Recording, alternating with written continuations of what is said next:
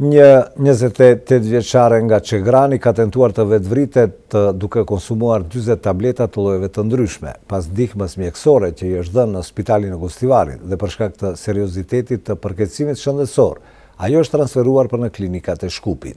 Organet kompetente po hulumtojnë arsye se përse 27 vjeçarja ka vendosur dorë mbi jetën e saj.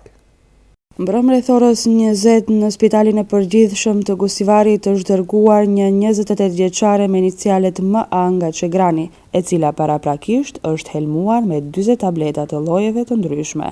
Pas ndihmës mjekësore që i është dhënë në Spitalin e Gostivarit dhe për shkak të seriozitetit të përkeqësimit shëndetësor, ajo është transferuar për në klinikat e Shkupit. Organet kompetente po hulumtojnë arsyet se përse 28 vjeçarja ka vendosur të heqë dorë mbi jetën e saj. Duhet theksuar se nga fillimi i vitit e deri më tani ka ndodhur 30 tentime për vetvrasje, të cilat janë realizuar duke konsumuar doza të mëdha tabletash ose helmim me lëndë toksike.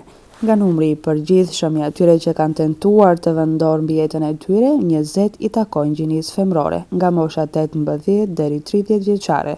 12 nga këto tentime kanë përfunduar me lëndime të lehta trupore, 9 me pasoja të rënda dhe të tjerat pa asnjë lëndim. Ndërkaq që brenda periudhës në fjalë në regionin më të gjerë të Pollogut janë regjistruar gjithsej 6 vetvrasje. Nga sektori i punëve të brendshme të TOF njoftojnë se 3 nga këto vetvrasje janë kryer me ndihmën e armëve të zjarrit, ndërsa 3 të tjerat duke u varur me litar.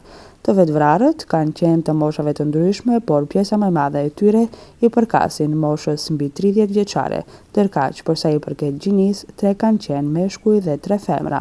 Në 2 raste, arsyet e vetvrasjes kanë qenë sëmundje të ndryshme psiqike dhe shpirtërore, ndërkaq për 4 raste të tjera gjendja e rëndë ekonomike, mosmarrëveshje të shumta familjare dhe të tjera.